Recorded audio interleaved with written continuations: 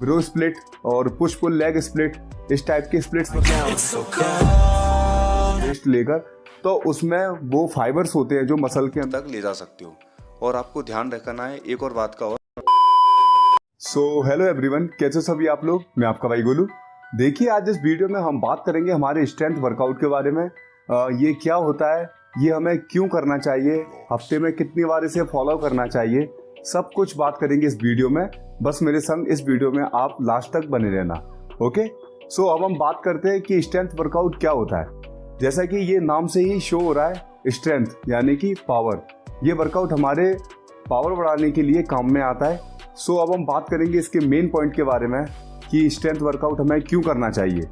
तो जैसा कि आपने देखा होगा, बहुत से लोग वर्कआउट स्प्लिट फॉलो करते हैं, जैसे कि ब्रो स्प्लिट और पुश पुल लेग स्प्लिट, इस टाइप के स्प्लिट्स वर्कआउट होते हैं, इन्हें फॉलो करते हैं। तो आपने देखा होगा, इन वर्कआउट्स को फॉलो करके वो अपने मसल्स को डैमेज करके उसे प्रॉपर न्यूट्रिशन रेस्ट देकर और उसे रिकवर करके उसका साइज तो बढ़ा लेते हैं। बट आपने देखा होगा, जब वो एक्स्ट्रा रेपिटेशन लगाने जाते हैं, एक्स्ट्रा वेट उठाने जाते हैं, तो वो ज़्यादा पावर नहीं लगा पाते। सो इसी बात को समझने के लिए कि उन पर पावर क्यों नहीं लगती, इसको समझने से पहले आप एक बात और समझ लीजिए, क्या है वो, कि ये मसल साइज कैसे बढ़ता है। जैसे कि आपने देखा होगा, जब हमारा मसल साइज कम होता है तो उसमें वाटर होल्ड करने की क्षमता बहुत कम होती है। जैसे ही आप उसे डैमेज करते हो, न्यूट्रिशन देते हो, रिकवर करते हो रेस्ट लेकर, तो उसमें वो फाइबर्स होते हैं जो मसल के अंदर, उनमें वाटर होल्ड करने की क्षमता ज़्यादा हो जाती है, जिसके कारण वो ज़्यादा वाटर होल्ड करते हैं और जिसके कारण हमारा जो मसल साइज है वो बड़ा लगने लगता है। ऐसे होता है हमारा मसल साइज बड़ा। सो अब हम अपने फिर से टॉपिक पर जाते हैं कि पावर कैसे बढ़ती है। इसमें पावर बढ़ाने के लिए एक्चुअल में हम करें क्या। तो देखिए, आपने जो फाइबर्स बढ़ाए हैं, इन फाइबर्स के अंदर होते हैं एक मायोफिलामेंट्स, ठीक है। उन्हीं को आपको बढ़ाना पड़ेगा, जिसकी वजह से बढ़ेगी आपकी पावर। और वो आपको कैसे बढ़ाना है, वो बढ़ेगा आपके स्ट्रेंथ वर्कआउट से। ओके, जैसा कि ये आपके नर्वस सिस्टम पर प्रेशर देता है, जिसकी वजह से नर्वस सिस्टम की यानी कि आपकी जो डिसीजन लेने की जो कैपेबिलिटी है वो बढ़ जाती है, और एक्शंस लेने की भी। ओके, और नंबर सेकंड इसका बेनिफिट है आपकी बोन डेंसिटी का बढ़ना, जिसकी वजह से आप एक्स्ट्रा लोड ले पाओगे और जो भारी दबाव आता है, भारी जो प्रेशर आता है, उसको भी आसानी से आप झेल पाओगे। ओके, और इसका थर्ड बेनिफिट है आपका कनेक्टिव टिश्यू, यानी कि लिगामेंट और टेंडन और फेशिया। और ये तीनों क्या काम करते हैं, जैसे कि लिगामेंट होता है आपकी हड्डियों से हड्डियों को जोड़ने के लिए, और टेंडन होता है आपकी मांस को हड्डियों से जोड़ने के लिए, और जो फेशिया है, जितना भी हमारा मसल है, इसके ऊपर एक लेयर होती है, इसको जो कवर करी होती है वो होती है फेशिया।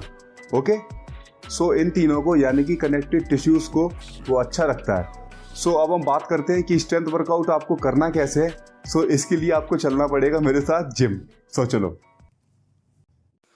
सो आपको स्ट्रेंथ वर्कआउट करने से पहले एक बात का ज़रूर ध्यान रखना है, आपको अच्छे से वार्म अप करना है और स्ट्रेचिंग करना है, तब जाकर आपको कहीं ये जो वर्कआउट बताने वाला हूँ मैं आपको स्ट्रेंथ वर्कआउट, उसे फॉलो करना है।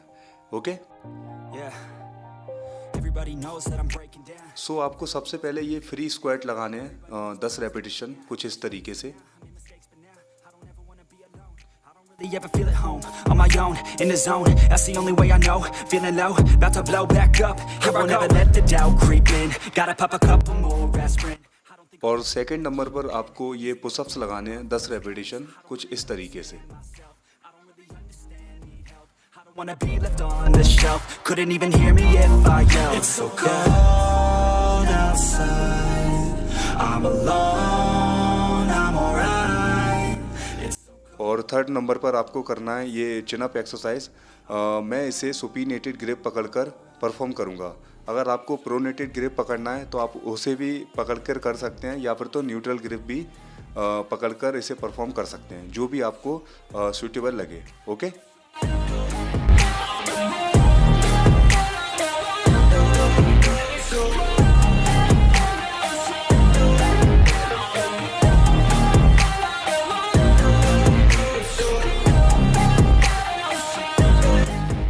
फोर्थ नंबर पर मैं एक्सरसाइज परफॉर्म करूंगा पैरेलल बार डिप्स, कुछ इस तरीके से। इसके 10 रेपिटेशन मैं लगाऊंगा। Let it take me to that place now. I won't ever let my thoughts get away now. I got better things to do, picking fate now. I just wanna be the best, call me great now. I don't know if I'm okay or insane now. I remember better days on the playground, hoping I can find my way. Even when I'm feeling down, I fight. Even when I don't know what is right, I'ma pick a side and I'ma take. और 5th number पर मैं ये hyper extension exercise करूँगा कुछ इस तरीके से। इसके भी मैं 10 रेपिटेशन करूँगा। That was always the plan. It's so cold outside. I'm alone, I'm alright. It's so cold. और इसके बाद मेरी स्प्रिंट रनिंग रहेगी कुछ इस तरीके से, जिसके मैं 4 चक्कर लगाऊंगा, मतलब 4 राउंड। ये देखिए।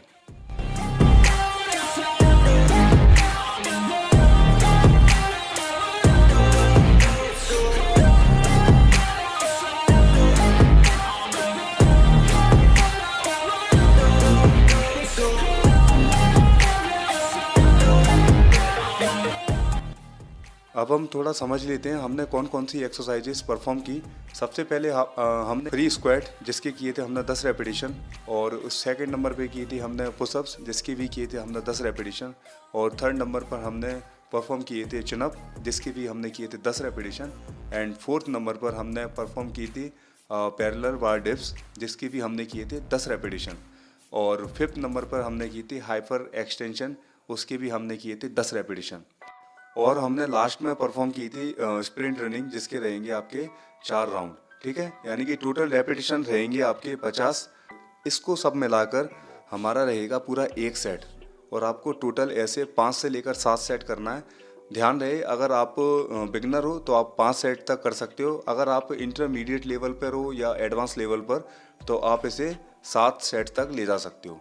और आपको ध्यान रखना है एक और बात का, और जब भी आप दूसरे सेट में एंटर करना हो तो आपको बस पहले और दूसरे सेट के बीच में 1 मिनट का गैप रहेगा। ठीक है, और दूसरे से तीसरे में भी 1 मिनट का गैप, और तीसरे से चौथे में भी 1 मिनट का गैप। इस तरीके से आपके गैप रहेगा। बिकॉज इतना गैप इसलिए रहेगा क्योंकि आपने इससे ज़्यादा गैप किया तो आपका हार्ट रिलैक्स हो जाएगा, आपकी बॉडी रिलैक्स हो जाएगी, तो ये स्ट्रेंथ वर्कआउट करने का आपका कोई मतलब नहीं रहेगा। ओके, आई होप ये आपने अच्छे से समझा होगा।